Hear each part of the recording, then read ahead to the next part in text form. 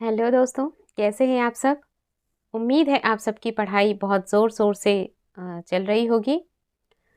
हम पढ़ रहे थे भारत का इतिहास, और भारत के इतिहास के अंतर्गत हम पढ़ रहे थे मध्यकालीन भारत का इतिहास, जिसका चैप्टर 1 हम एमसीक्यूज़ और नोट्स के साथ कंप्लीट कर चुके हैं। और आज हम शुरू करने जा रहे हैं चैप्टर 2। चैप्टर 2 है दिल्ली सल्तनत, गुलाम वंश। तो आइए सबसे पहले इसके नोट्स को पढ़ते हैं और उसके बाद फिर हम साथ ही आज इसके एमसीक्यूज को भी सॉल्व कर लेंगे। 1206 से 1290 ईस्वी तक दिल्ली सल्तनत के सुल्तान गुलाम वंश के सुल्तान के नाम से विख्यात हुए, जिसका संस्थापक कुतुबुद्दीन ऐबक था। यद्यपि वे एक वंश के नहीं थे, वे सभी तुर्क थे तथा उनके वंश पृथक पृथक थे। साथ ही वे स्वतंत्र माता पिता की संतान थे। अतः इन सुल्तानों को गुलाम वंश के सुल्तान कहने के स्थान पर प्रारंभिक तुर्क सुल्तान या दिल्ली के ममलूक सुल्तान कहना अधिक उपयुक्त है। भारत में गुलाम वंश का प्रथम शासक कुतुबुद्दीन ऐबक 1206 से 1210 ईस्वी तक था। वह ऐबक नामक तुर्क जनजाति का था। बचपन से उसे निशापुर के काजी फखरुद्दीन अब्दुल अजीज कुकी ने एक दास के रूप में खरीदा था। ऐबक बचपन से ही अति सुरीले स्वर में कुरान पढ़ता था, जिस कारण वह कुरान का पाठ करने वाला के नाम से प्रसिद्ध हो गया। बाद में वह निशापुर से गजनी लाया गया, जहां उसे गौरी ने खरीद लिया था।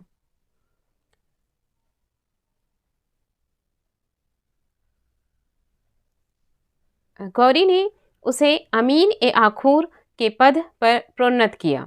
उसने अपना राज्याभिषेक गौरी की मृत्यु के 3 माह के पश्चात जून 1206 ईस्वी में कराया। ऐबक की राजधानी लाहौर थी।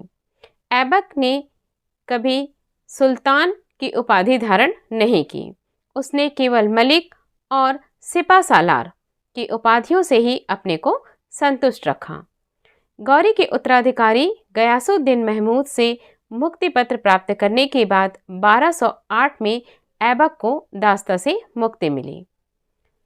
अपनी उदारता के लिए कुतुबुद्दीन ऐबक इतना अधिक दान करता था कि उसे लाख बख्श, लाखों को देने वाला के नाम से पुकारा गया। ऐबक ने दिल्ली में कुव्वत उल इस्लाम और अजमेर में 2.5 दिन का झोपड़ा नामक मस्जिदों का निर्माण कराया। उसने दिल्ली में स्थित कुतुब मीनार का निर्माण कार्य प्रारंभ किया, जिसे इल्तुतमिश ने पूरा किया।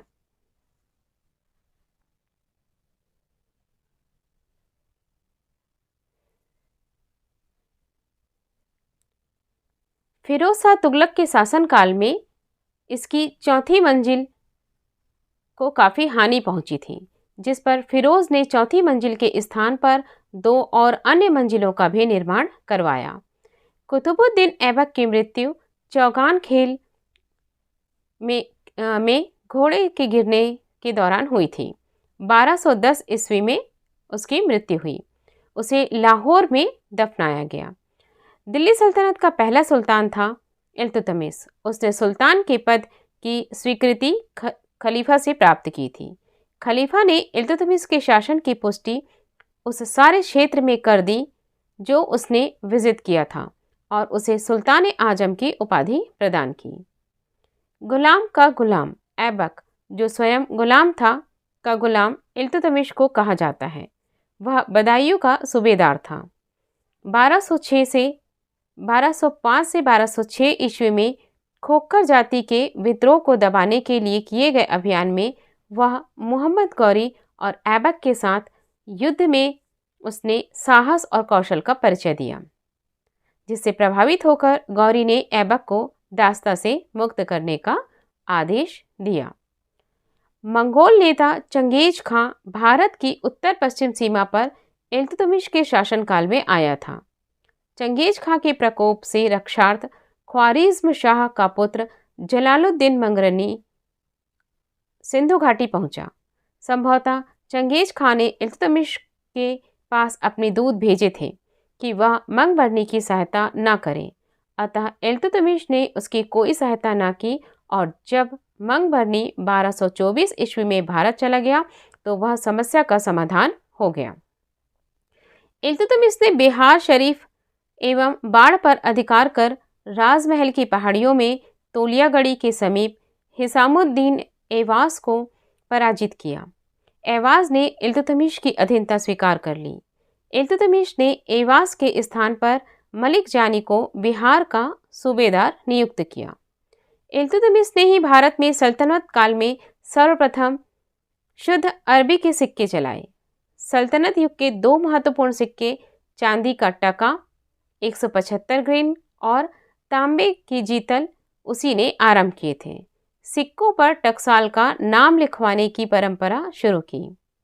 1229 में इल्तुतमिश को बगदाद के खलीफा खिलअत का प्रमाण पत्र प्राप्त हुआ, जिससे इल्तुतमिश वैध सुल्तान और दिल्ली सल्तनत स्वतंत्र राज्य बन गया।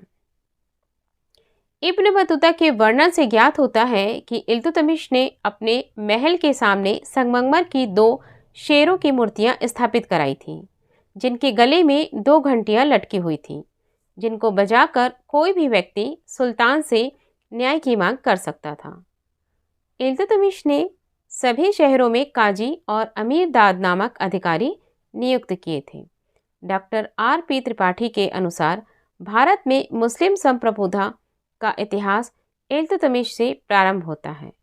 सर वुल्जले हैक के अनुसार इल्तुतमिश गुलाम शासकों में सबसे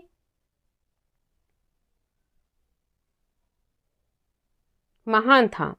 डॉक्टर ईश्वरी प्रसाद के अनुसार इल्तुतमिश निसंदेह गुलाम वंश का वास्तविक संस्थापक था। मध्यकालीन भारत की प्रथम महिला शासिका रजिया सुल्तान 1236 से 1240 थी। व्यक्तिगत दृष्टि से उसने भारत में पहली बार स्त्री के संबंध में इस्लाम की परंपराओं का उल्लेख किया और राजनीतिक दृष्टि से उसने राज्य की शक्ति को सरदारों अथवा सूबेदारों में विभाजित करने के स्थान पर सुल्तान के हाथों में केंद्रित करने पर बल दिया तथा इस प्रकार उसने इल्तुतमिश के संपूर्ण प्रभुता संपन्न राजतंत्र के सिद्धांत का समर्थन किया, जो उस समय की परिस्थितियों में तुर्की राज्य के हित में था। रजिया बेगम को सत्ताच्युत करने में तुर्कों का हाथ था। उन्होंने भटिंडा के गवर्नर मलिक अल्तुनिया के नेतृत्व में रजिया के विरुद्ध विद्रोह कर उसे सत्ता से हटाया। सुल्तान बलबन का पूरा नाम गयासुद्दीन बलबन था। बलबन ने 1266 से 1286 ईस्वी तक सुल्तान के रूप में सल्तनत की बागडोर संभाली। उसने उलूग खां के नाम से भी जाना जाता है। उसका वास्तविक नाम बहाउद्दीन था। इल्तुतमिश की भांति वह भी इलबरी तुर्क था। बलबन बचपन से ही मंगोलों द्वारा पकड़ लिया गया था, जिन्होंने उसे गजनी में बसरा के निवासी ख्वाजा जमालुद्दीन के हाथों बेच दिया। 1232 ईस्वी में दिल्ली लाया गया, जहां इल्तुतमिश ने 1233 में ग्वालियर विजय के पश्चात उसे खरीदा। उसकी योग्यता से प्रभावित होकर इल्तुतमिश ने उसे खासदार का पद दिया। रजिया के काल में वह अमीर ए शिकार के पद पर पहुंच गया। रजिया के विरुद्ध षड्यंत्र में उसने तुर्की सरदारों का साथ दिया। फलस्वरूप बहराम शाह के सुल्तान बनने के बाद उसे अमीर ए आखूर का पद मिला। बदरुद्दीन रूमी की कृपा से उसे रेवाड़ी की जागीर मिली। मसूद शाह के सुल्तान बनाने में उसने तुर्की अमीरों का साथ दिया, जिसके फलस्वरूप उसे हांसी के सूबेदार दी गई। 1249 में बलबन ने अपनी पुत्री का विवाह सुल्तान नासिरुद्दीन के साथ कर दिया। इस अवसर पर उसे उलूग खां की उपाधि और नायाब ममलियत का माफ कीजिएगा नायाब मलिकात का पद दिया गया। 1266 ईस्वी में बलबन दिल्ली की राजगद्दी पर आसीन हुआ। बलबन के विषय में कहा गया कि उसने रक्त और लौह की नीति अपनाई। बलबन के राजस्व सिद्धांत की 2 प्रमुख विशेषताएं थीं। प्रथम, सुल्तान का पद ईश्वर के द्वारा प्रदत्त होता है और द्वितीय, सुल्तान का निरंकुश होना आवश्यक है। बलबन के लोक प्रचलित वीरों से प्रेरणा लेकर अपना राजनीतिक आदर्श निर्मित किया। उनका अनुकरण करते हुए उसने राजस्व की प्रतिष्ठा को उच्च सम्मान दिलाने का प्रयत्न किया। राजा को धरती पर ईश्वर का प्रतिनिधि नियामत एक खुदाई माना गया। उसके अनुसार मान मर्यादा में केवल पैगंबर के बाद है। राजा जिल्ले अलाह या जिल्ले इलाही अर्थात ईश्वर का प्रतिबिंब है। वह दिल्ली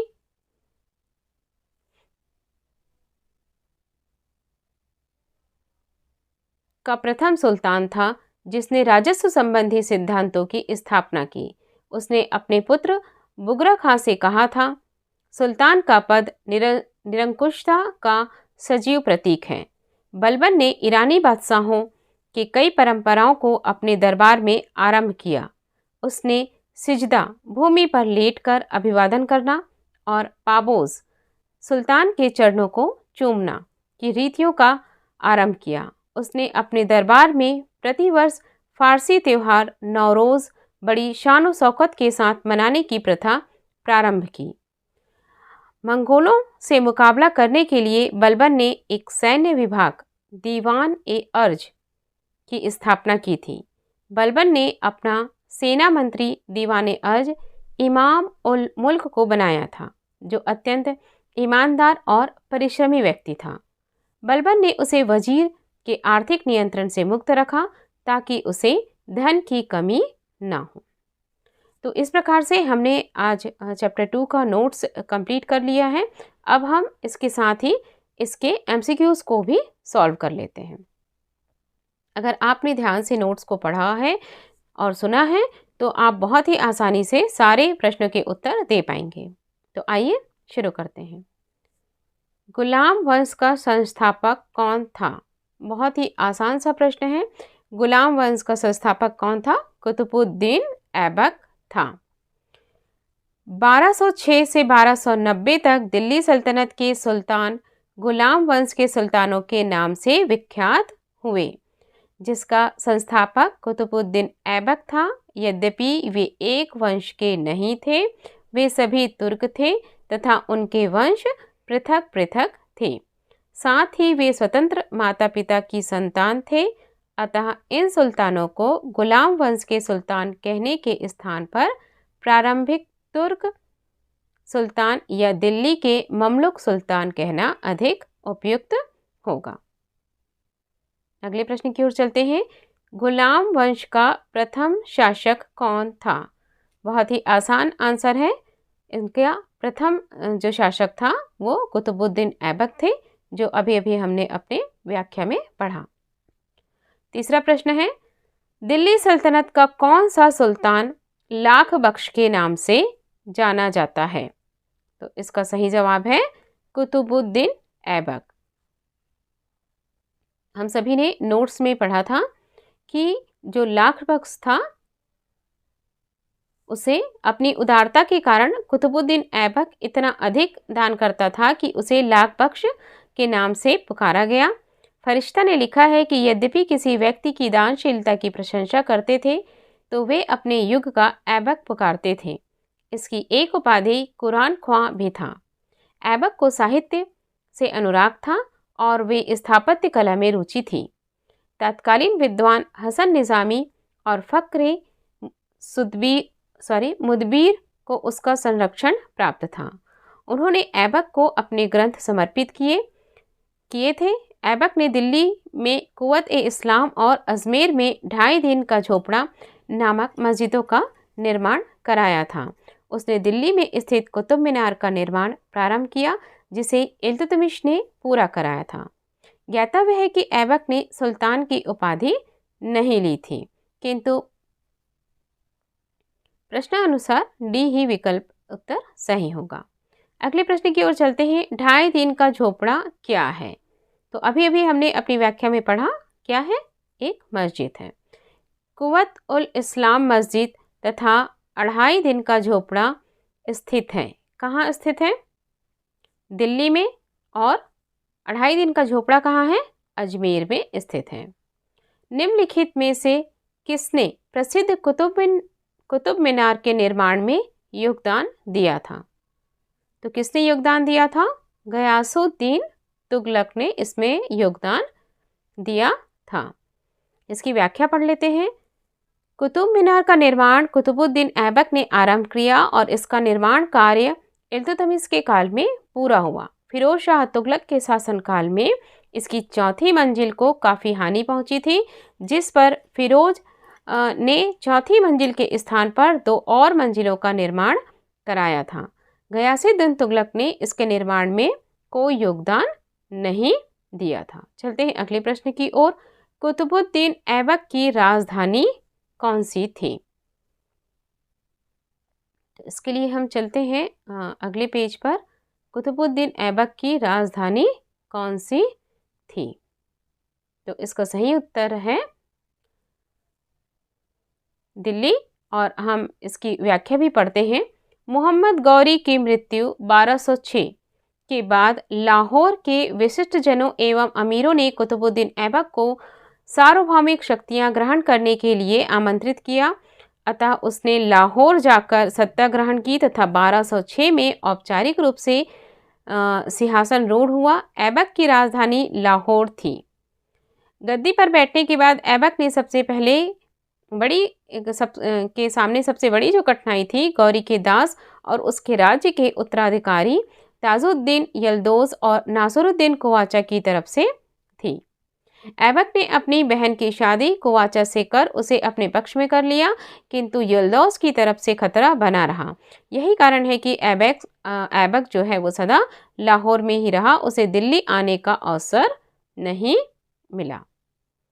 अगले प्रश्न की ओर चलते हैं। सुल्तान कुतुबुद्दीन ऐबक की मृत्यु कैसे हुई? तो इसका सही उत्तर है चौगान की क्रीड़ा के दौरान अश्व से गिरने के पश्चात उसकी मृत्यु हुई। अर्थात ऑप्शन डी जो है वो सही है। कुतुबुद्दीन ऐबक की मृत्यु चौगान के खेल, आधुनिक खेलों में जैसे पोलो की भांति माना जाता है, घोड़े से गिरने के दौरान 1210 में हुई थी। उसे लाहौर में दफनाया गया। उसे गुलाम वंश का संस्थापक माना जाता है। अगले प्रश्न की ओर चलते हैं। निम्नलिखित में से किसने दिल्ली को सल्तनत की राजधानी के रूप में स्थापित किया? तो किसने किया था? जैसे कि हमने अपने नोट्स में पढ़ा है, इल्तुतमिश ने किया। इल्तुतमिश ने दिल्ली को सल्तनत की राजधानी के रूप में स्थापित किया था। इसके पूर्व ऐबक ने लाहौर से ही शासन किया था। इल्तुतमिश ने ही भारत में सल्तनत काल में सर्वप्रथम शुद्ध अरबी के सिक्के चलाए थे। सल्तनत युग के 2 महत्वपूर्ण सिक्के, चांदी का टका और तांबे का जीतल, उसी ने आरंभ किए थे और सिक्कों पर टकसाल का नाम लिखवाने की परंपरा भी उसी ने शुरू की थी। आइए चलते अगले प्रश्न की ओर। दिल्ली का वह प्रथम सुल्तान कौन था जिसने नियमित सिक्के जारी किए तथा दिल्ली को अपने साम्राज्य की राजधानी घोषित किया? देखिए कितना आसान है। अगर आप इस प्रकार के प्रश्न आते हैं और अगर आपको एक उसका टॉपिक समझ में नहीं आता तो दूसरे से आप आंसर बिल्कुल निकाल सकते हैं। जैसे कि इसमें ये है कि जिसने नियमित सिक्के जारी किए हैं और जिसने साम्राज्य और दिल्ली को अपनी राजधानी किसने घोषित किया। तो बहुत ही आसान सा जवाब है कि ये किसने किया? इल्तुतमिश ने किया। अगले प्रश्न की ओर चलते हैं। निम्नलिखित में से कौन सी इल्तुतमिश के राज्यकाल में सल्तनत की राजधानी थी? तो कौन सी थी? दिल्ली थी। सल्तनत के निम्नलिखित सुल्तानों में किसने सर्वप्रथम अपनी राजधानी दिल्ली स्थानांतरित की? बहुत आसान सा प्रश्न है। किसने की थी? इल्तुतमिश ने की थी। इसके पहले राजधानी क्या थी? लाहौर थी। दिल्ली का प्रथम मुस्लिम शासक कौन था? दिल्ली का प्रथम मुस्लिम शासक कौन था? दिल्ली का प्रथम मुस्लिम शासक इल्तुतमिश था। वस्तुतः दिल्ली का पहला सुल्तान इल्तुतमिश था। उसने सुल्तान के पद की स्वीकृति गौर के किसी शासक से नहीं अपितु खलीफा से प्राप्त की। खलीफा ने इल्तुतमिश के शासन की पुष्टि उस सारे क्षेत्र में कर दी जो उसने विजित किया और उसे सुल्तान आजम की उपाधि प्रदान की। इस प्रकार वह कानूनी तरीके से दिल्ली का प्रथम सुल्तान था। वैवाहिक दृष्टि से उसने दिल्ली की गद्दी के व्यवहारिक दृष्टि से क्या किया था, उसने दिल्ली का जो पद है उसको प्राप्त किया था। चलिए आगे अपने अगले पेज की ओर हम बढ़ते हैं और अगले पेज में है अगला प्रश्न हम देखते हैं। प्रश्न 14, गुलाम का गुलाम किसे कहा गया था? गुलाम का गुलाम किसे कहा गया था? गुलाम का गुलाम कहा गया था इल्तुतमिश को, क्योंकि मोहम्मद गौरी गुलाम कुतुबुद्दीन ऐबक ने इल्तुतमिश को खरीदा था। ऐबक ने आरंभ से ही इसे सर ए जहांदार अंगरक्षकों का प्रधान का महत्वपूर्ण पद दिया था। ऐबक ने अपनी पुत्री का विवाह इल्तुतमिश से किया था। निम्नलिखित में से कौन मध्यकालीन भारत की प्रथम महिला शासिका थी? बहुत ही आसान सा जवाब है रजिया सुल्तान। मध्यकालीन भारत की प्रथम महिला शासिका रजिया सुल्तान थी, जो 1236 से 1240 तक थी। व्यक्तिगत दृष्टि से उसने भारत में पहली बार स्त्री के संबंध में इस्लाम की परंपराओं का उल्लंघन किया और राजनीतिक दृष्टि से उसने राज्य की शक्ति को सरदारों अथवा सूबेदारों में विभाजित करने के स्थान पर सुल्तानों के हाथ में केंद्रित करने पर बल दिया तथा इस प्रकार उसने इल्तुतमिश की संपूर्ण प्रभुत्व संपन्न राजतंत्र के सिद्धांत का समर्थन किया, जो उस समय की परिस्थितियों में तुर्की राज्य के हित में था। अगले प्रश्न की ओर चलते हैं। मंगोल आक्रमणकारी चंगेज खां भारत की उत्तर पश्चिम सीमा पर निम्न में से किस काल में आया था? तो इसका सही जवाब है इल्तुतमिश। इसका डिस्क्रिप्शन देख लेते हैं। मंगोल नेता चंगेज खां भारत की उत्तर पश्चिम सीमा पर इल्तुतमिश के शासनकाल में आया था। चंगेज खां के प्रकोप के रक्षार्थ ख्वारिज्म शाह का पुत्र जलालुद्दीन मंगबरनी सिंधु घाटी पहुंचा। संभवतः चंगेज खां ने इल्तुतमिश के पास अपने दूत भेजे थे, वह मंगबरनी की सहायता न करे, अतः इल्तुतमिश ने उसे कोई सहायता न की और जब मंगबरनी 1224 में भारत से चला गया तो इस समस्या का समाधान हो गया। अगले प्रश्न की ओर चलते हैं। दिल्ली का कौन सुल्तान मंगोल नेता चंगेज खां का समकालीन था? इल्तुतमिश, रजिया, बलबन या अलाउद्दीन खिलजी? अभी अभी हमने अपने डिस्क्रिप्शन में पढ़ा, तो सही उत्तर होगा इल्तुतमिश। किसके शासनकाल में मंगोल प्रथम बार सिंधु घाटी के तट पर देखे गए थे? इसका भी जवाब बहुत ही आसान है, इल्तुतमिश के शासनकाल में। चंगेज खां के अधीन मंगोलों ने भारत पर आक्रमण कब किया था? इसका भी आंसर अभी हमने डिस्क्रिप्शन पढ़ा, उसमें ये सभी प्रश्नों के उत्तर हमें मिल रहे हैं। इल्तुतमिश के शासनकाल में। चंगेज खां का मूल नाम क्या था? तो चंगेज खां का जो मूल नाम था वो था तैमूचीन। चंगेज खां एक मंगोल शासक था जिसने मंगोल साम्राज्य के विस्तार में एक अहम भूमिका निभाई। चंगेज खां का वास्तविक या प्रारंभिक नाम तेमुजीन या तैमूचीन था। अगले प्रश्न की ओर चलते हैं। जो कुछ कथन दिए हुए हैं और इन कथनों पर हमें विचार करना है। इल्तुतमिश के शासन में चंगेज खान भगोड़े ख्वारिज्म युवराज की खोज में सिंधु नदी पर पहुंचा था। मोहम्मद बिन तुगलक शासन काल में तैमूर ने मुल्तान पर अधिकार किया और सिंधु नदी पार की थी। कथन 3 है। विजयनगर साम्राज्य के देवराय द्वितीय के शासनकाल में वास्को द गामा केरल के तट पर पहुंचा था। उपयुक्त में से कौन सा सही है? तो इसमें से जो केवल कथन 1 है वही केवल कथन 1 ही सही है। इसका डिस्क्रिप्शन काफ़ी लंबा चौड़ा सा दिया हुआ है, आप डिस्क्रिप्शन पढ़ लीजिएगा। मैं अगले प्रश्न की ओर चलती हूँ क्योंकि वीडियो बहुत लंबा हो जाएगा ऐसे में, तो मैं अगले प्रश्न की ओर चलती हूँ। इल्तुतमिश ने बिहार में अपना प्रथम सूबेदार नियुक्त किया था। किसे नियुक्त किया था? इल्तुतमिश ने बिहार में अपना प्रथम सूबेदार नियुक्त किया था मलिक जानी को। इल्तुतमिश ने शरीफ एवं बाढ़ पर अधिकार कर राजमहल की पहाड़ियों में तेलिया गढ़ी के समीप हिसामुद्दीन एवस को पराजित किया एवं इल्तुतमिश की अधीनता स्वीकार कर ली। इल्तुतमिश ने एवास के स्थान पर मलिक जानी को बिहार का सूबेदार नियुक्त किया। अगला प्रश्न है, रजिया बेगम को सत्ताच्युत करने में किसका हाथ था? बहुत ही आसान और इम्पोर्टेंट प्रश्न है ये। तुर्कों का हाथ था। रजिया बेगम को सत्ताच्युत करने में तुर्कों का हाथ था।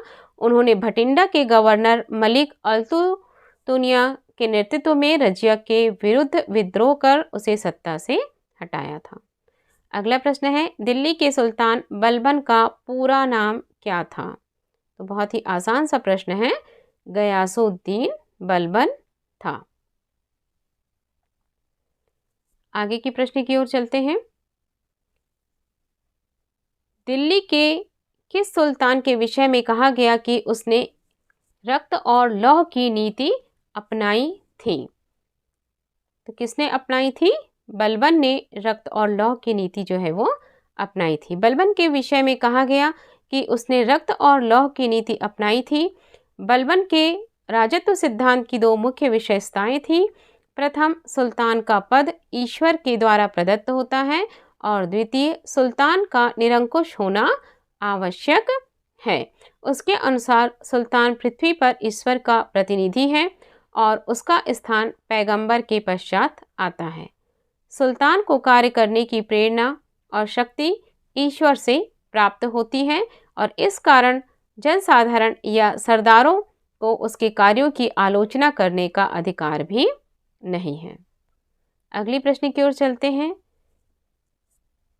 किस दिल्ली सुल्तान ने रक्त एवं लौह की नीति अपनाई? बहुत ही आसान सा प्रश्न है और अभी अभी हमने अपने डिस्क्रिप्शन में भी पढ़ा और नोट्स में भी पढ़ा। इसका सही उत्तर है अलाउद्दीन खिलजी ने। अगले प्रश्न की ओर चलते हैं जिसमें कथन और कारण दिए हुए हैं। तो इस प्रकार के प्रश्नों में आपको कथन और कारण दोनों को पढ़ने होते हैं और फिर ये बताना होता है कि कथन के लिए जो कारण दिया गया है वो सही है या नहीं है। तो आइए पढ़ते हैं कथन और कारण को। कथन में दिया गया है, बलबन ने अपने शासन को शक्तिशाली बनाया और सारी सत्ता अपने हाथ में केंद्रित कर ली।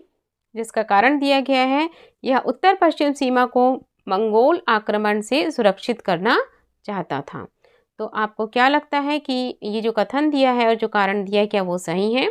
तो हाँ, बिल्कुल दोनों सही हैं, लेकिन जो कथन ए है वो समुचित व्यवस्था नहीं देता है आर की।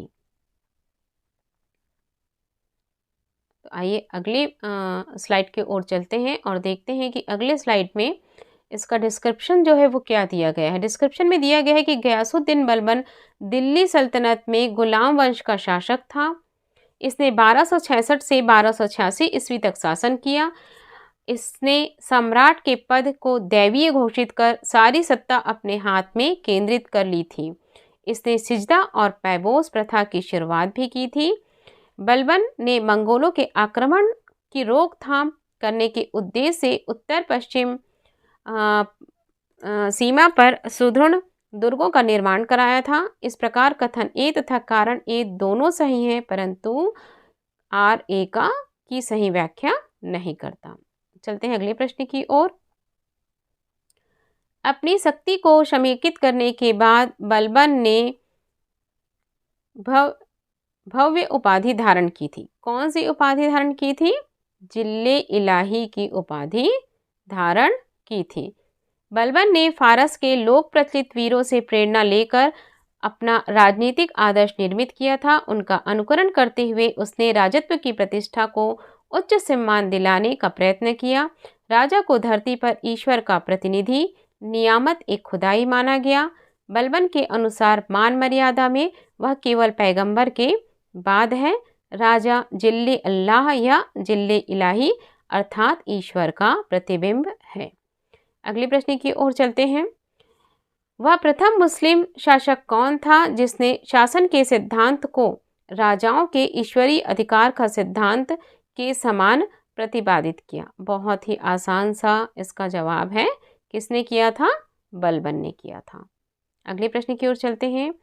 निम्नलिखित में से किसने भारत में प्रसिद्ध फारसी त्योहार नौरोज को आरंभ किया? तो किसने आरंभ किया था? जैसा कि हमने अपने नोट्स में पढ़ा है, ये बलबन ने शुरू किया था। अगले प्रश्न की ओर चलते हैं।